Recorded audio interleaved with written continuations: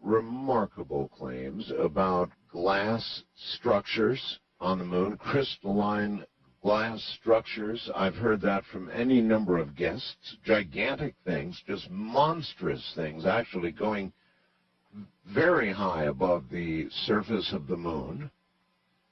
Do you give credence to that? There have been reports, and it has been done by astronomers and both amateur and professional ones with different types of equipment in different locations so that you get a varying angle so that you start to eliminate haze factors and triangulation and things like that. And there is an area that has been reported. I myself have not seen that.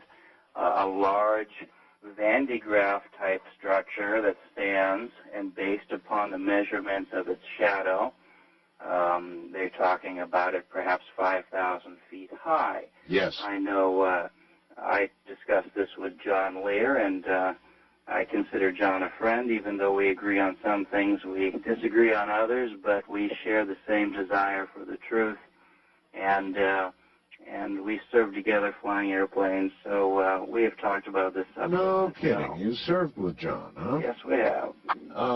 John, as you know, is quite a good friend of mine. Mm-hmm. Did you ever have the opportunity, just offhand remark here, to hear the program I did with John in which he did what I called the Lear test? No. Oh, too bad. No, but I've talked to them recently, and we're planning to get together in his neck of the woods. So well, when you see him, be sure you take the Lear test. All right. I did, and it's worth doing, Glenn. Believe me, it's worth doing. He's quite a guy, and I know that he has a lot of beliefs about the moon. Yes.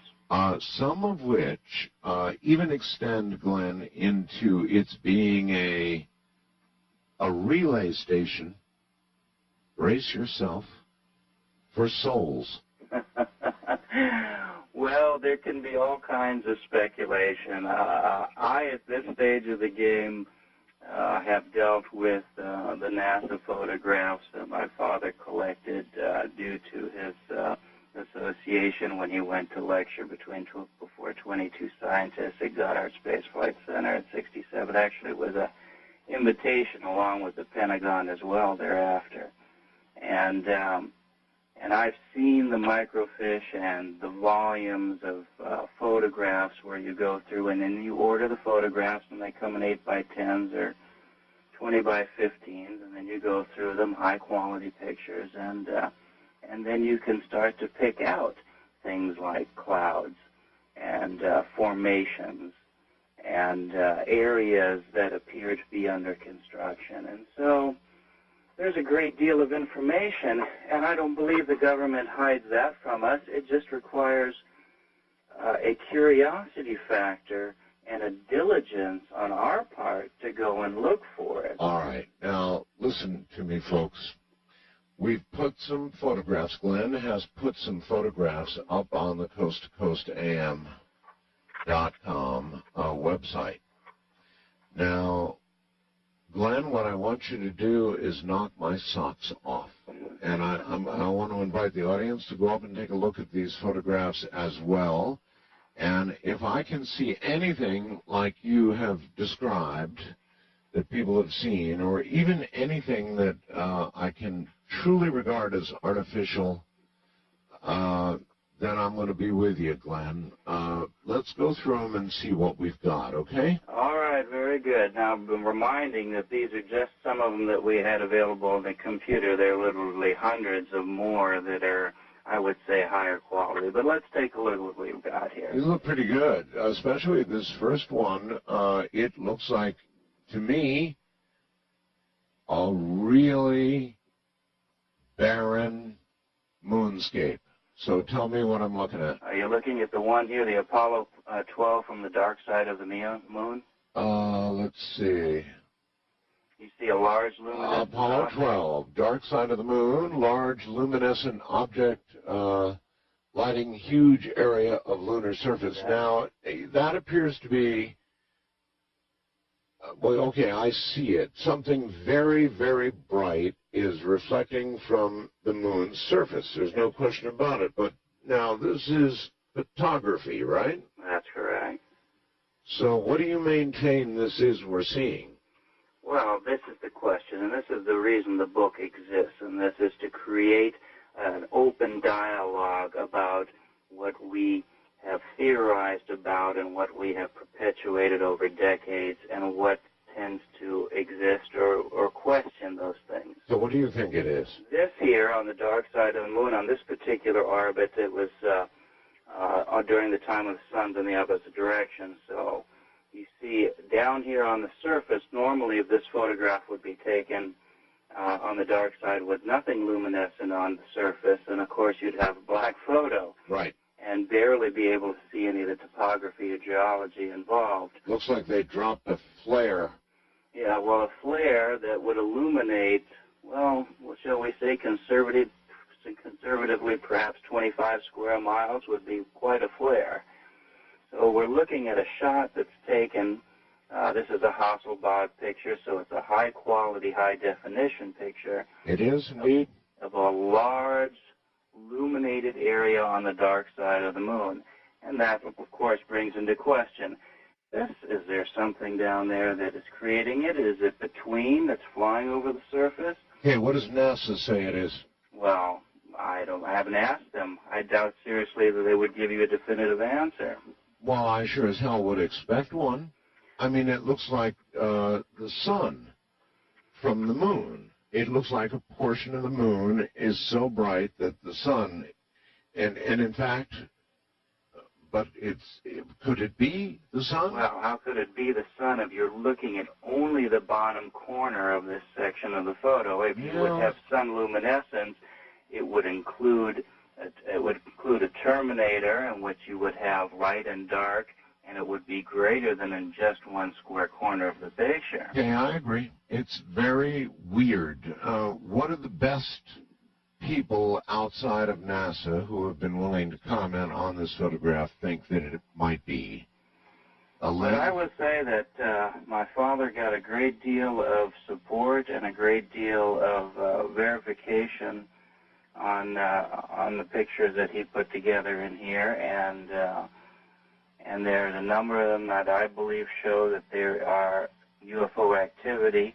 I won't get to that. I'm just right now with this incredible brightness. Mm-hmm. What do people say it could be? Well, they don't give you any reasons for that. So, and that I think is definitive of this entire subject. If you ask people, if somebody takes a picture of a UFO or has a sighting or whatever, you get often for many years swamp gas, temperature inversion, and so on and so forth. Yes. So you get the runaround. And at this particular stage of the game, nobody bothers to even address the situation. So you've got a high-quality, high-definition picture of the moon showing what appears to be something as bright as the sun emanating from it or reflecting from something, and NASA won't say, well, yeah, this is interesting. I mean, they won't even comment that far? Well, I believe that, they are strapped for cash. They're not getting a whole lot of public support. Every time you look at their budget, it continues to be dwindled down, and their technical people and scientists and educators are thrown on the streets. And so they're literally, when you look at these catalogs, tens of, not hundreds of thousands of pictures, this is sitting away in warehouses, and you don't find people going through that because they are too busy trying to maintain their jobs to work current projects. We kind of, we don't give them the support they need. We don't give them the finance they need, and we certainly don't promote NASA as a space program. And it would help, of course, if it was inclusive. Now, you certify to me that this photograph is an unaltered NASA photograph, right? Absolutely. Every photo in that book is included with the NASA serial numbers on there for the general public to order for themselves, just as we did. All right. Well, you got me there. It's a pretty good anomaly, all right. And I'm just sorry you can't come up with any guesses about what it might be. Well, my guess is exactly that. I consider that to be either a surface lumination or above the surface, but either way, it's not a natural phenomena. So that if it's not ours, then it has to be somebody else's. Second photograph. Second photograph. I'm looking at a photograph here. Materials being moved from small crater and pouring into larger crater below. That's correct. There are actually two shots of this. The one in the book is actually a much closer up. But if you look in this central crater here, the larger one that's at about 12 o'clock and halfway up the photo. Got it. And just above it is this little tiny one, and you see this material that is coming over the rim of the crater and bellowing into the bottom of it. Now, when you take that and look at the enlargement of the photo, it's much more concise. I see it. And I'll be damned, I do see it, actually. And there are areas on the moon where you can see terracing, very much that you see over the southwestern United States when you fly over and we're looking at our strip minings. They're terraced down. You see areas where material is moved, where rims. Yeah, you can actually see something pouring out and collecting, in fact. Correct. Inside that crater. Well, it tells you two things. It's the things. damnedest thing. First of all, something's conducting that activity. And secondly, in a vacuum, materials don't move concisely from one area to the next. So you have to have some type of atmospheric pressure to be the vehicle or the medium to hold the dust particles to carry them from one place to the next. There is no atmosphere on the moon, right? Well, that's not what they said. Well, not what who said? Well, that's not what's said at all. In fact, when you see some of the NASA photographs, you see a very thin layer, a very hazy layer in some areas of the moon, depending on what's susceptible to the Earth's gravitational pull and what's not at a particular time. Is that debris just being held by the moon's gravity? It can be held by the moon's gravity, but once you have lunar gravity, and then you have reports of water geysers, and you have reports of clouds, then you start to put together the clouds. Now, wait. What reports of clouds? Well, here, when we looked at this chronology of listings here, we're talking about mist moving over the floor of Crater Chicard, obscuration of the floor of Crater Plateau, and so on and so forth. So they're talking about atmospheric disturbance, of course, greatly reduced from what we're accustomed to here, but some atmospheric disturbance on the moon. On this particular article, they're talking about that Dr. John Freeman in 1971 said that instruments left on the moon detected moon geysers lasting for 14 hours. Moon geysers, water. Water clouds erupted through cracks on the lunar surface, and the cloud spread to cover an area of more than 10 square miles. Well, a cloud has to be supported by a medium.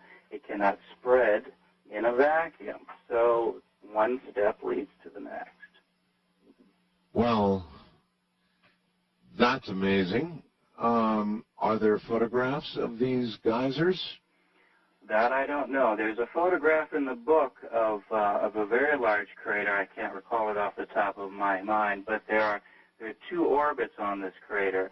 On one orbit, the crater is approximately 50 miles in diameter, and you see that the northern edge is completely obscured, the rim, the floor, everything. On the next orbit, that entire area of mist and clouds has moved north of the crater, and now the entire crater that was originally obscured is completely free, and you can see the rim and the floor and everything. And I just wonder if I can see this because you have suggested it to me, and it is an odd formation of nature. But I mean, it really does look like something's pouring into that crater, and I would